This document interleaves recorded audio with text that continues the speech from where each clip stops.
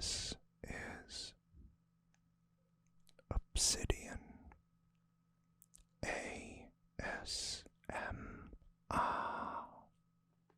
Don't forget to like, subscribe, and hit the notification bell for future videos.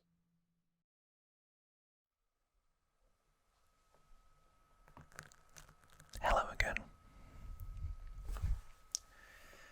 and welcome back to the second the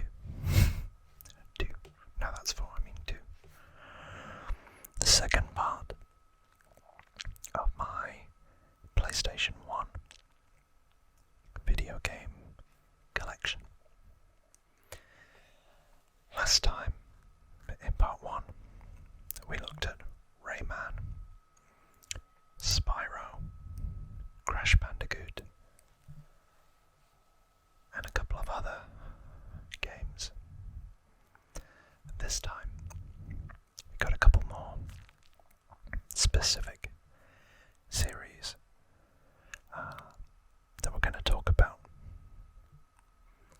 And if you want to go and watch part 1, that is on my channel and in the video game collection series, where we can take you through my PlayStation 5, PlayStation 4, PlayStation 3, Xbox 360, Nintendo GameCube, and Nintendo DS, and Nintendo Switch collections. But there's more to come.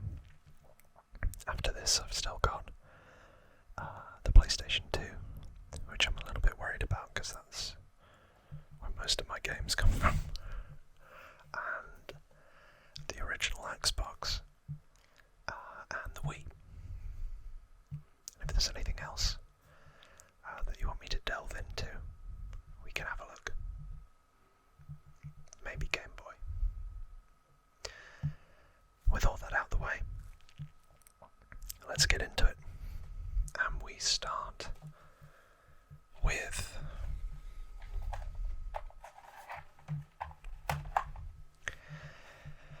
relics. And sadly, games that both have a bit of a crack in the cases.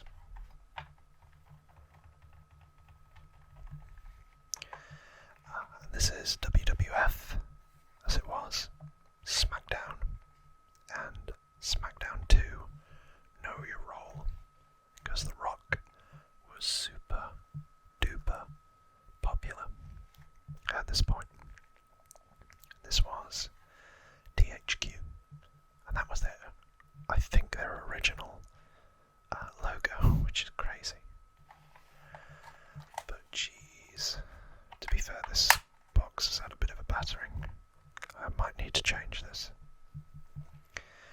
Lay the Smack Down.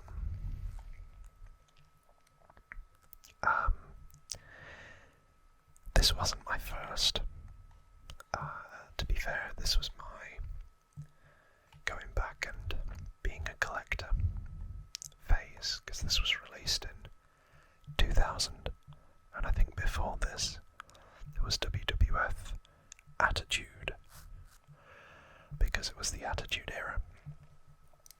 But this was the start of the SmackDown franchise that had further installments: Just Bring It, Shut Your Mouth, and Here Comes the Pain on the PS2, but I'll talk about them at the time.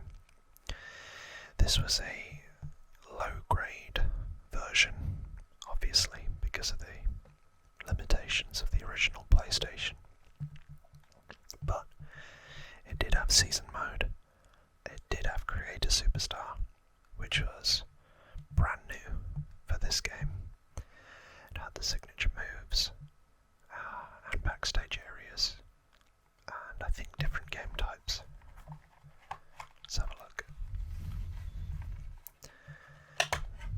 There's the old black disc and my camera. So you may not know, but I am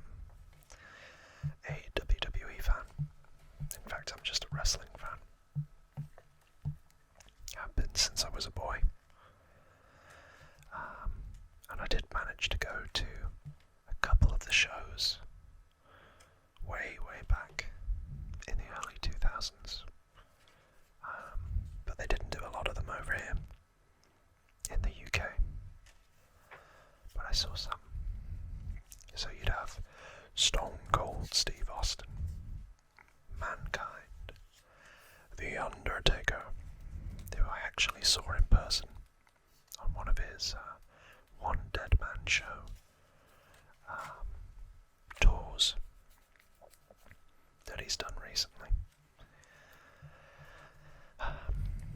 While I'm at it, I'll say I went to AEW All Out, I think it was, or All In, wasn't it? All In London. That was a very good show. Very, very good. I was really happy to see Sting. So, wow, you could create a pay-per-view. You could change the card, which is quite cool. Create a superstar. Exhibition matches, which is usually what I played on this. As well as singles matches, tag matches, handicap matches. Bear with me just a second.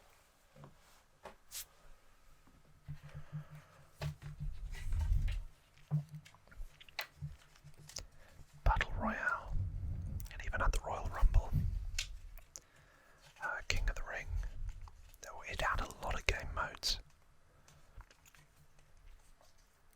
But as ever, I think with these, it's a case of each year they try to make it better, bigger and better. And it's become one of those long-running annual releases. But it all started with this. So if we bring Know Your Role into it, you can see that the graphics are slightly better. And as I say, this was released in 2000 as well, so they must have come out very quickly after one another. But it looks like they added the ladder match, a casket match, and a Hell in a Cell, which I don't think was in this.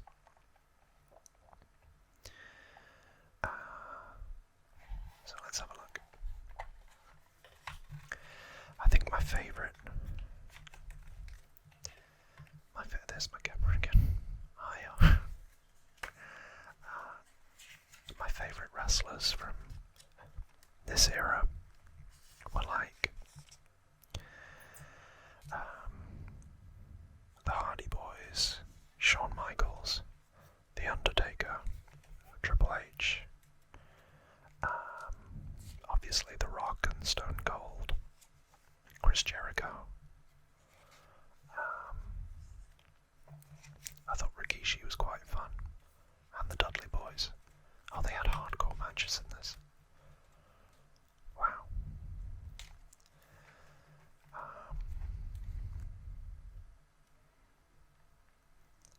TLC matches. Cage, Casket, Hell in a Cell, I Quit, I think that was a new one. Iron Man, Ladder, Table, and Slobberknocker. It's good old JR would say.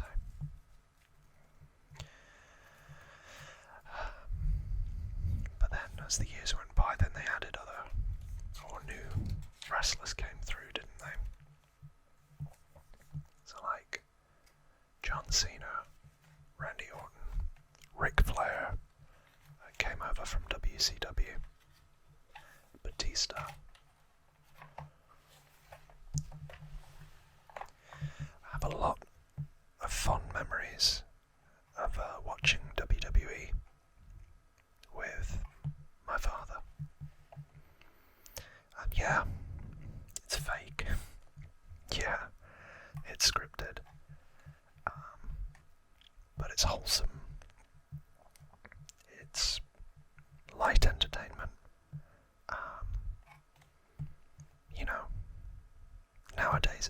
offensive. And back then it was really edgy. And kayfabe was still alive. So, I've got a lot of nostalgia for these, and as you can probably tell, they are well worn and well loved. So, I've got to start off strong and give them both. I'll give this a 9, and for the PlayStation, I'll give this a 10.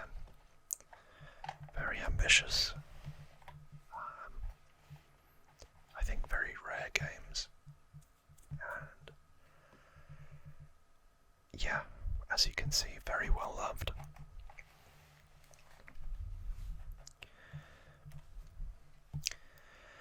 And now, I hear you. You have been absolutely loving the other series I'm doing at the minute. That is Dragon Ball Z. As you can tell, this is quite loved as well. This was the second Dragon Ball Z game I ever got.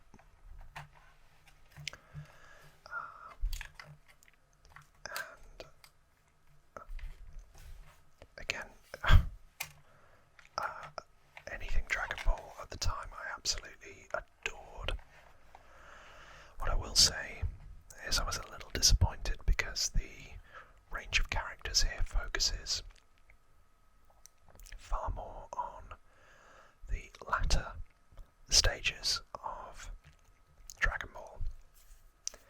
Weirdly, it misses some of my favourite characters. So as you can see on the back here, if I hold that up, you've got Android 18, Krillin, Teen Gohan, Goten, Trunks, Gotenks, Captain Ginyu, Frieza, Supreme Kai, Majin Buu, Future Trunks, Goku, the Great Saiyaman, who likes him really, Piccolo, Tien, Zarbon, Android 16, Riku, Super Buu, Dabura, Perfect Cell, and Vegeta in his Majin Buu saga outfit. This game was released in 1999 by the look of things. I think. Could be wrong, it could be 96. But look at that. For a Dragon Ball Z fan, that's quite cool. And it's another black disc. Disc. It says there, the ultimate challenge that places Super Goku against many adversaries. I feel like the translation was a little bit flimsy at this point. Ultimate Battle 22.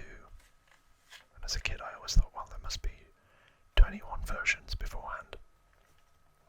But actually, it's only the 22 best players in the world. By that, I mean characters.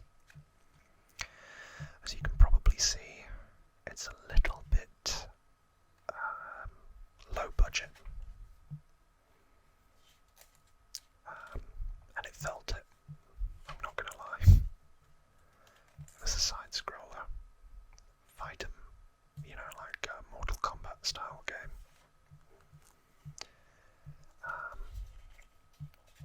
And I never really got into this one. I bought it, you know, because I'm a fan of Dragon Ball Z, and I really was at the time. But Super Goku, not just Goku.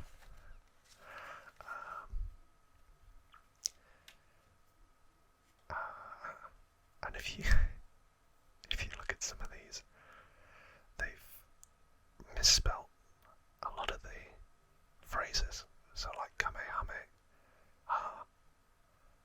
Kamehameha.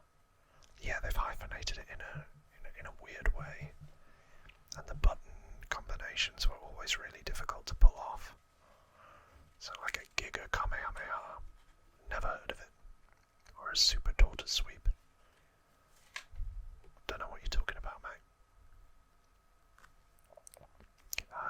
for some reason. Gohan can only do the Kamehameha. And the Masen Light, which I think is the Masenko. Ha. But again, weird names. But Goten can do the Giga Kamehameha. Crazy, I know.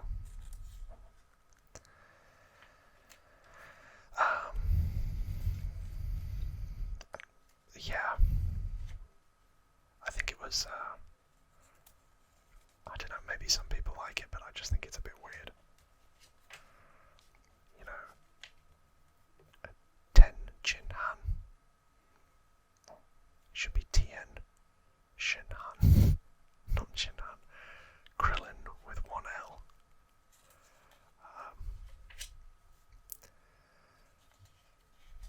Kaioshin with a H in the wrong place. Vegeta, Sarbon. I've never heard of Terminal Slash or Ignifome Cannon.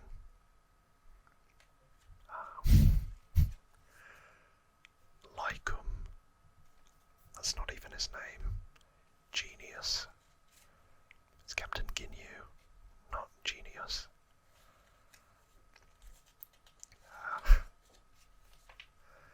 Frieza's correct, thank God. C18, or Android 18. And it's Dr. Jello, not Churro.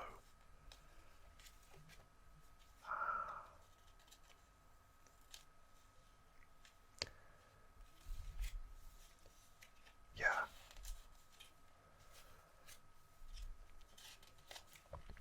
And they get, it's weird because I think they spell Majin Buu a weird way there, because in the anime it's spelled B-U-U, and then in this one, instead of the double O that they've used before, they use B-O-U. Yeah, do you see what I'm getting at?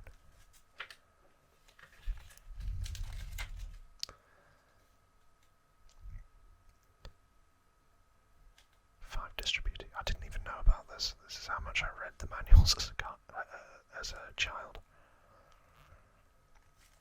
Genius Turtle. Not Master Roshi. Goku. Mega Goku. And Gogeta. Or Mr. Satan or Hercule. I genuinely didn't know you could get Mega Goku or Super Saiyan 3. But yeah, maybe the translations make more sense in actual Japanese, but as a kid I found it really weird, and it was partly why I didn't actually play it much. So I'll probably have to give this, sadly, a 5 out of 10. It tried, but I don't think it did a very good job. Sorry everyone, I know you guys and girls and everyone out there like Dragon Ball Z, and you've been coming to my channel for all that, but I've got to tell you the truth. So the next one will be quite quick, and that's true pinball, not fake pinball, true pinball.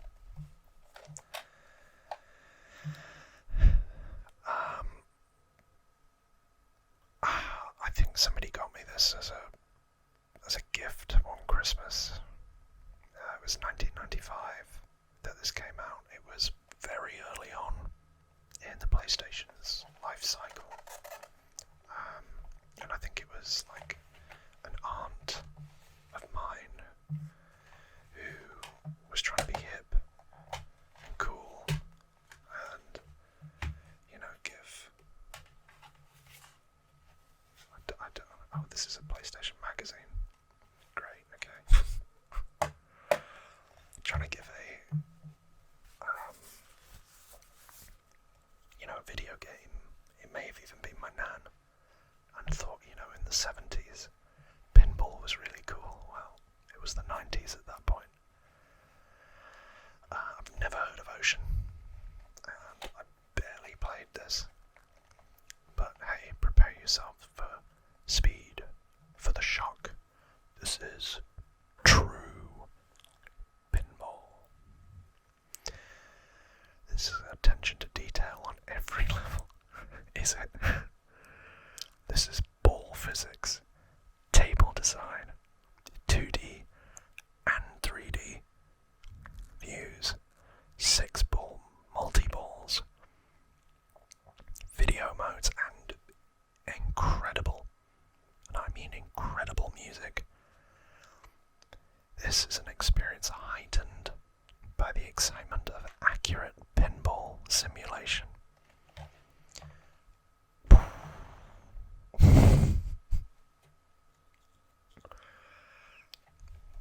It's fine. I think from my comments dripping with sarcasm, you can probably tell that I just didn't have the heart to get rid of this because it was a gift. And contrary to popular belief, I am a bit of a sensitive soul. So, thank you to the relative that got me this all those years ago, but I'm gonna have to give it a 3 out of 10. I think this went in my PlayStation like 3 or 4 times, and that was enough. Okay, I've got 5 more games, 3 series in those, but I'm going to start off with the one that's the solo. I got this way back, and this one is battered, but it's Tomb Raider 2, starring Lara Croft. It doesn't look like the original game, but this was a re-release in 2001, but the original came out in 1997. And Tomb Raider 2, Lara Croft was super popular at this point in time. The triangular chest, and the fact that it was a girl and all that was a big thing. You see how broken it is?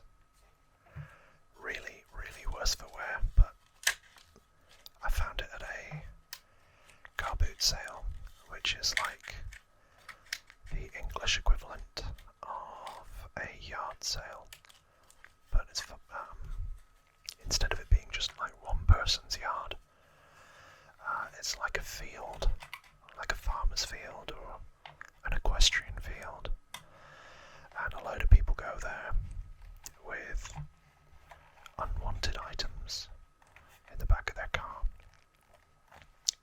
They pay, like £5 to £10 to have a space on the field. They set up, put all their things on a table, and then afterwards, a load of members of the public turn up. They pay like £1 or £2 to get in, and they just go around and look at everybody's stuff. And sometimes you pick up things and you wonder why, in retrospect.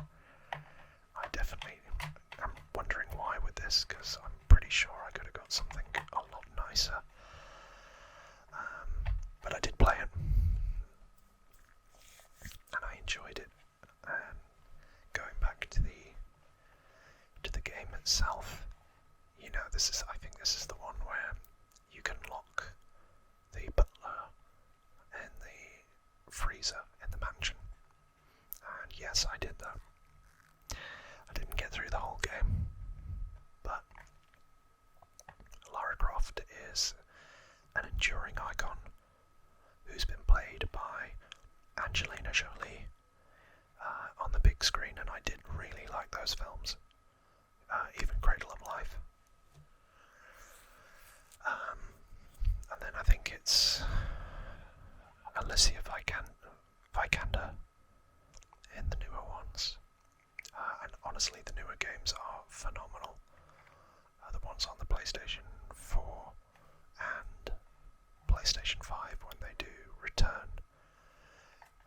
I think they've just announced a new one, but that goes to show how much of an enduring icon Lara Croft is. May not be everybody's standards by today, but it was good. I'd give it a 7. I'd give the box like a 1. It's holding in there, but just about.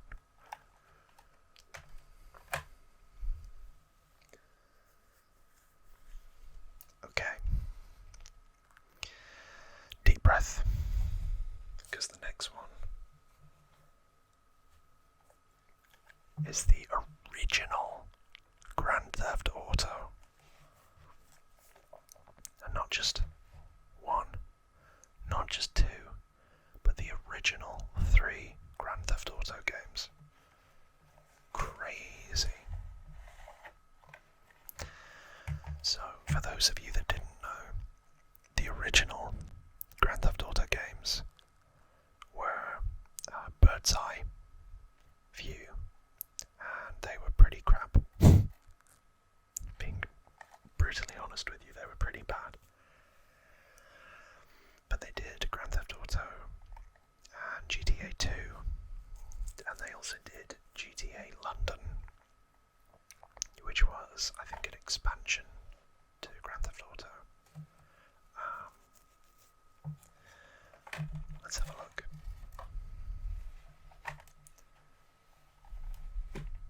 There it is. And the black disc in very good condition.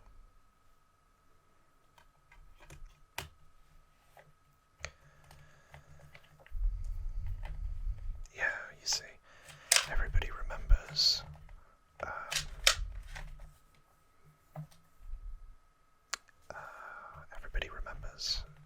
GTA 3, Vice City, San Andreas, all of those.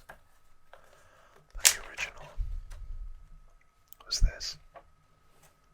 And it was set in Vice City, as you can see, but it's a very different Vice City to the one that you actually play with Tommy Vercetti in.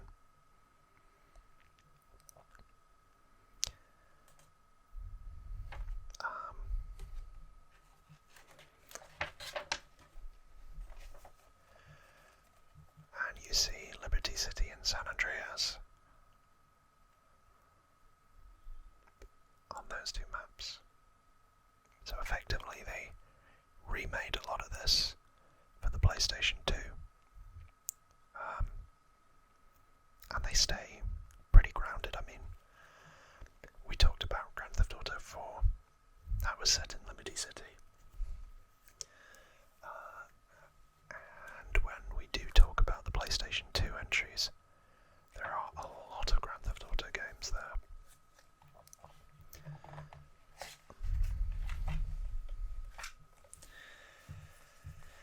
And then this was the London expansion.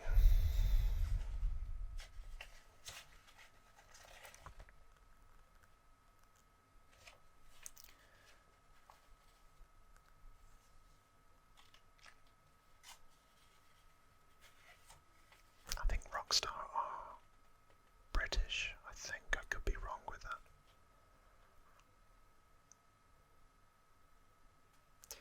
But this game was far different to the original.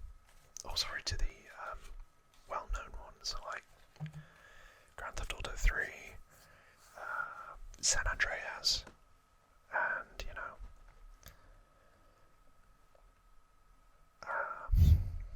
well, yeah. It's even saying here, it pays to take a 10-minute break in every hour of play, so put the action on hold. God, if people stuck to that these days, eh? I don't think they do. So let's read you the story of London missions. Beautiful, ain't it? No,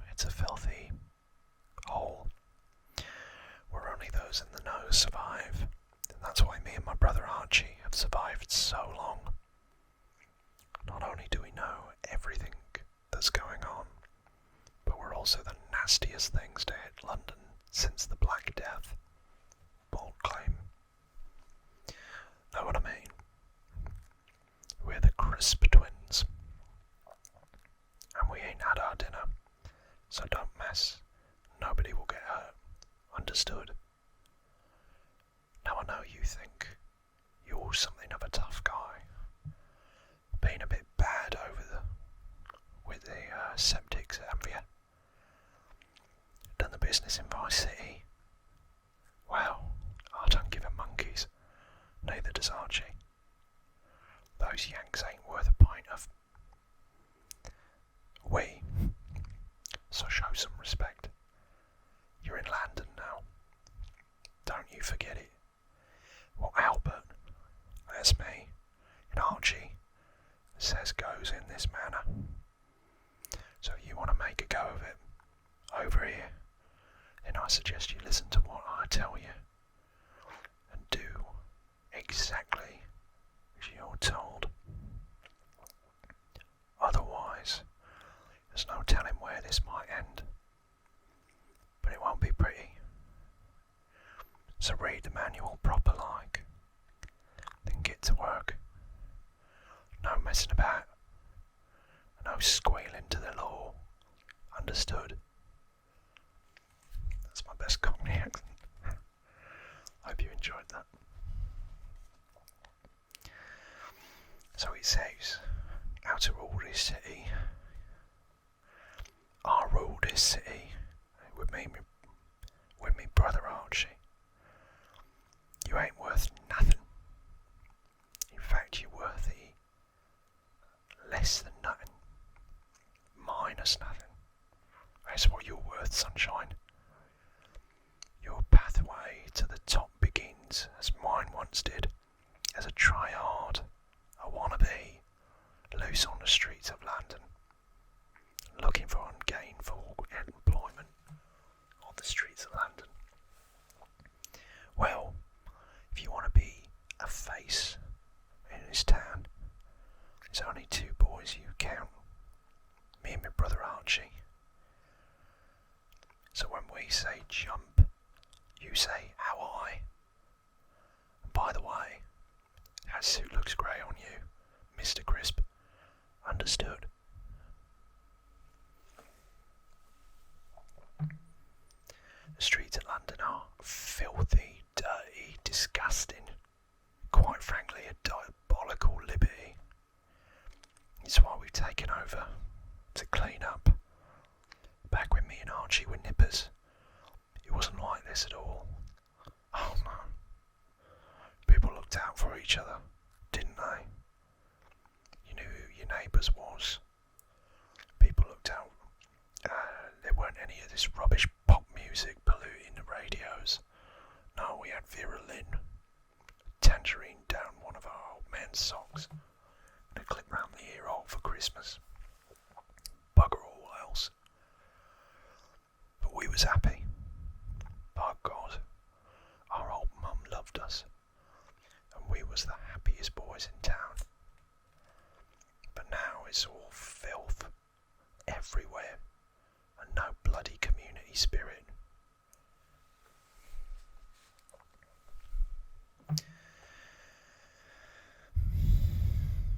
So death or glory, when you die and are taken to the nearest hospital, you lose all your bleeding weapons, but you retain your bonus multiplier. However, when you're arrested, you're taken to the nearest police station, i.e. the bleeding Nick. We've all been there, none of us squeals, understood? And allowed back on the streets with your wanted level reset to 0. In exchange for all your weapons and half your bonus multiplier. The score we let you keep. However, if we discover you've been yapping to the old PC plod, there's no saying how offended Archie will be. You understand what I'm saying? That's one I promise. Take the law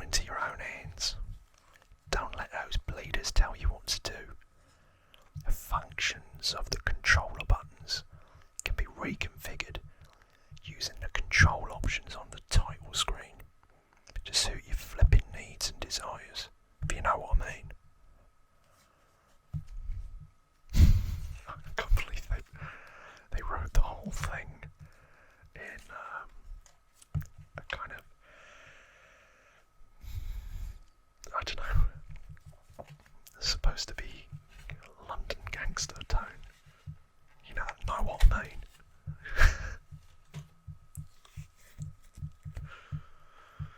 But that's that one. I spent a little bit too long on that. Sorry. Indulge me a bit. So now we'll have a look at the original Grand Theft Auto. Those are the cars, or the motorbikes. And then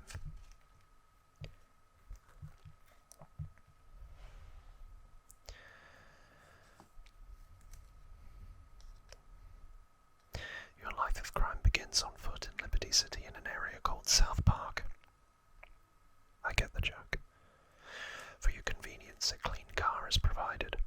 There's more to GTA life than stealing cars, driving over innocent pedestrians, shooting cops, and invading the long arm of the law. But not much more. Carry out jobs for the mob to speed your rise from lowly junior joyrider to a member of the largest, most powerful family in the city, and look out for suspicious vehicles and telephones. Some trigger secret jobs, and sometimes those are the only way to escape a city. Do you have the balls to go all the way?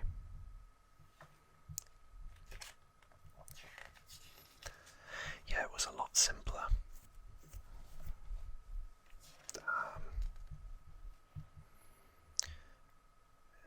Effectively, you were just driving around shooting the cops and doing stuff for payphones.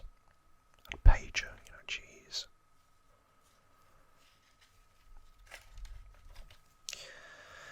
And then if we have a look at GTA 2,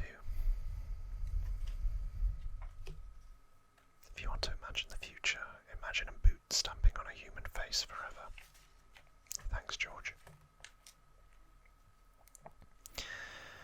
3 weeks into the future, one teeming city, 7 street gangs, unlimited criminal opportunity. Society is in rapid decay, with the crime rate soaring and biochemical dependency in healthy proliferation. You are about to have the time of your life. The city is on the edge of collapse, with law and order beginning to break down completely. People are running wild, half-addled on food additives and semi-legal pharmaceutical pills. A giant corporation controls every aspect of society, from entertainment to organ transplants. Sounds like BlackRock. Everything is polluted, dirty, unpleasant. That was a joke. Don't have me cancelled. Life has never been cheaper. Fueled with desire to make a dishonest dollar any way you can, there's a lot of work available from extremely amoral individuals looking for anyone who knows their stuff. With the police just beginning to lose their patience, this city is never going to be quite the same again. The only thing that's organised in this town is crime. Every shady activity from brewing moonshine to blackmailing politicians is controlled by one gang or another. Every neighbourhood has local hoods that don't appreciate some new guy taking whatever he fancies. So you've got to make these gangs respect you and give you work. If you're any good, they'll employ you and eventually trust you enough to do some serious work. But if you screw up a job or double-cross them, they'll treat you accordingly, like pet food. Do whatever you want and work for anyone who will have you, but always be careful that the city doesn't bite back. You're not the only tough guy in town, and you're not the only guy looking to borrow vehicles without the owner's consent. In the meantime, the police have not become more aggressive, only become more aggressive. They've now got the help of the FBI and the army. Should things get way out of control, things are going to get way out of control.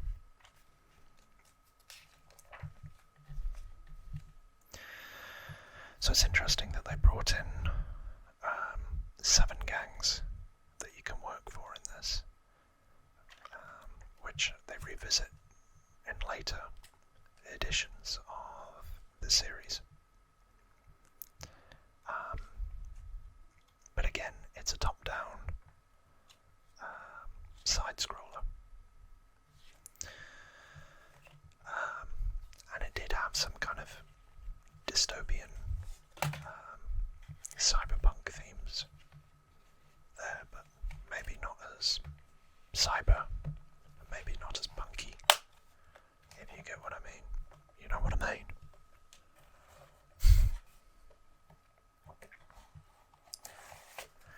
So that is Grand Theft Auto. I'm happy to have them, but I don't think they're great games. If I'm honest, Rockstar was still very much finding its feet. So I would say I'd probably give them a 6 overall.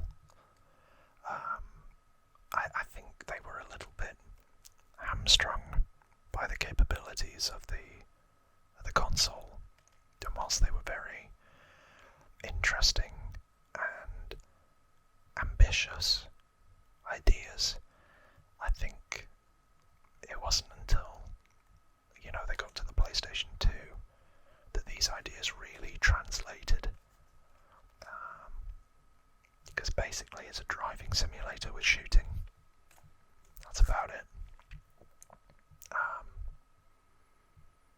Yeah, I didn't really enjoy it when I played it, but I think that's potentially because I played the older games first, and they were far more engaging and structured, whereas this just felt a little bit rough around the edges. So I'd probably give this a 6 out of 10 for the trilogy, and I would give my Cockney accent a 10.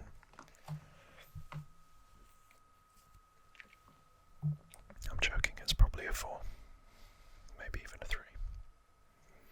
So, the final series, and a very, very iconic one for this time, is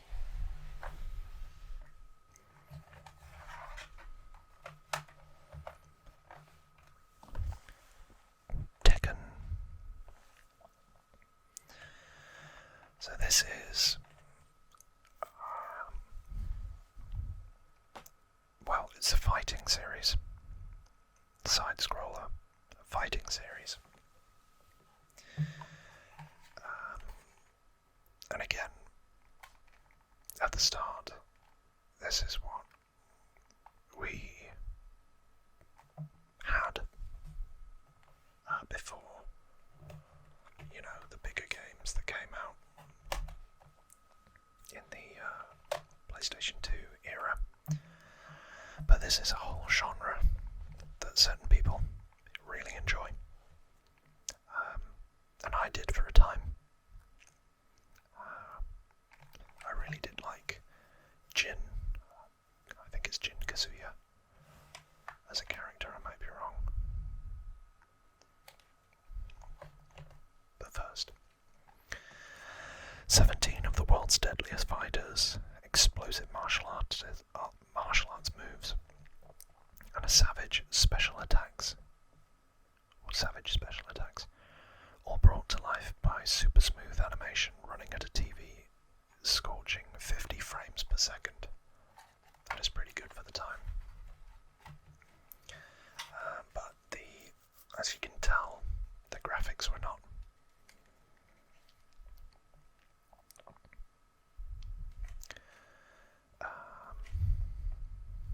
Hopefully they get, there you go. Kazuya Mishima. Paul Phoenix. King. Nina Williams. I think a lot of these have been just constantly there. Jack. Martial Law.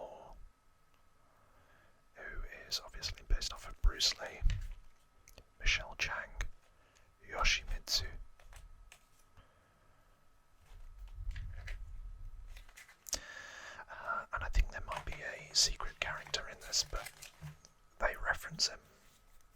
Heihachi Mishima.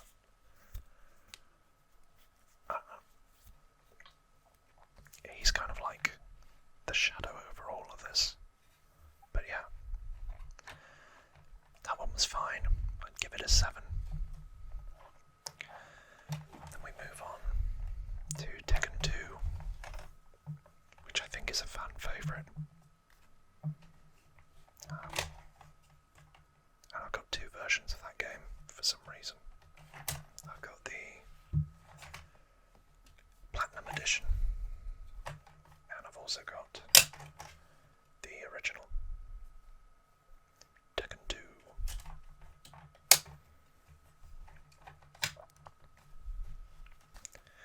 You can tell I clearly like Tekken 2.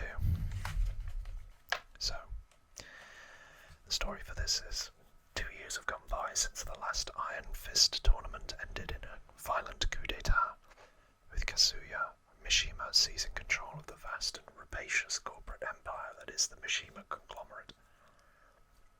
During that time, Kazuya's directorship has been, if anything, more ruthless and oppressive than that of his father Heihachi. As the profits soared and the ranks of his enemies swelled, Kazuya withdrew into heavily guarded solitude high above the city, taking counsel only from a shadowy stranger. Finally, as rumours abounded of Heihachi Mishima rising spectre-like from the deep chasm into which his body vanished, vanquished body had been cast, Kazuya embarked upon a plan to finish all his enemies at once. So King is there again. Jack 2 is the seeming replacement for Jack.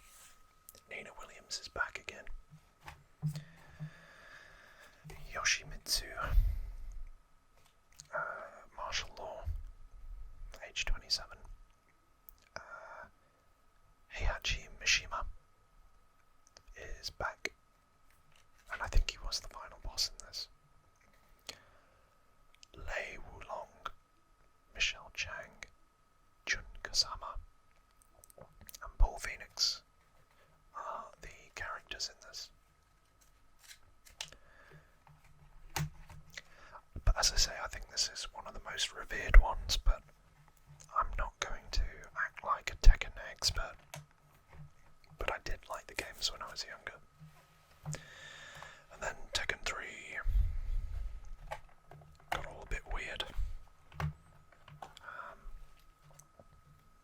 Because I think there's the disc. There's my camera. Say hi again.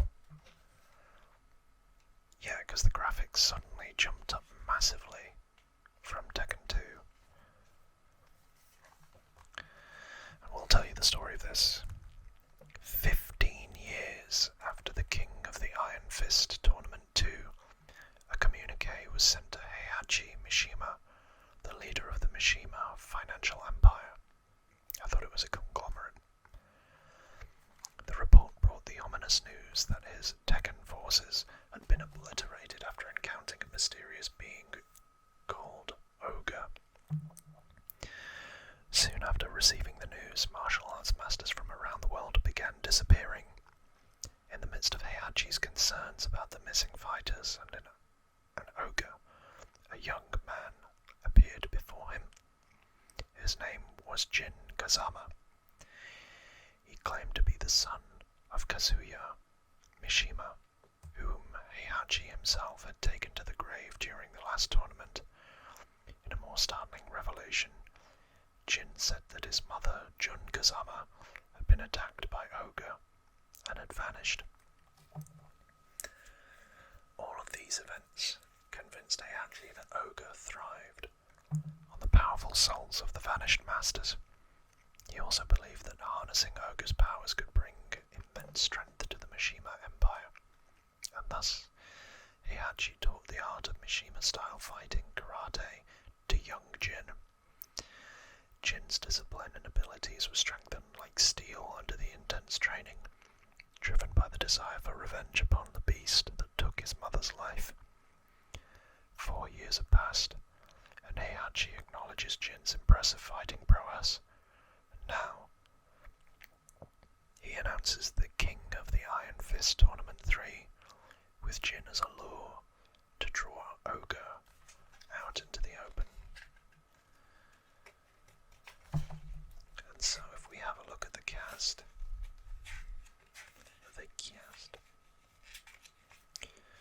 we've got Jin Kazama with trousers with a flame on, Ling Xiaoyu,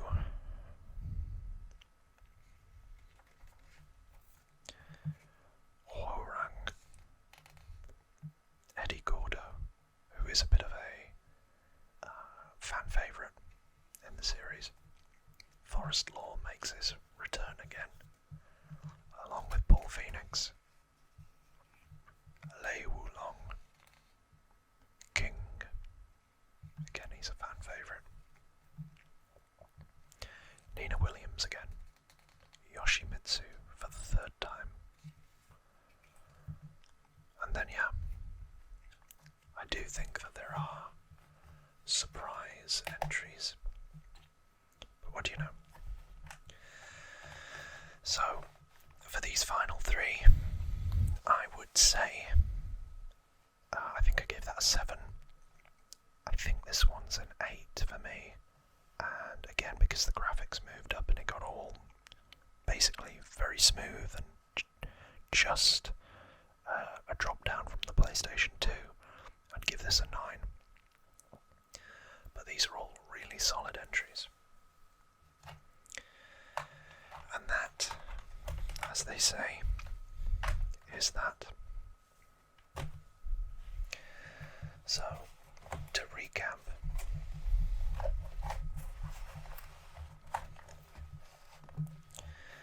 these are the games that we've talked about today in part 2 of my PlayStation 1 game collection. As always, thank you so much for tuning in and supporting me. And hello to all of my new subscribers. This is our channel, and I'm so happy and humbled that you've chosen to be a part of it. The question is, what console or generation of games do you want me to do next?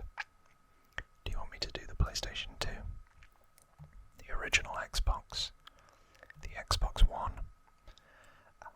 the Nintendo Wii, or the Game Boy? Let me know in the comments below. And if I put these to one side,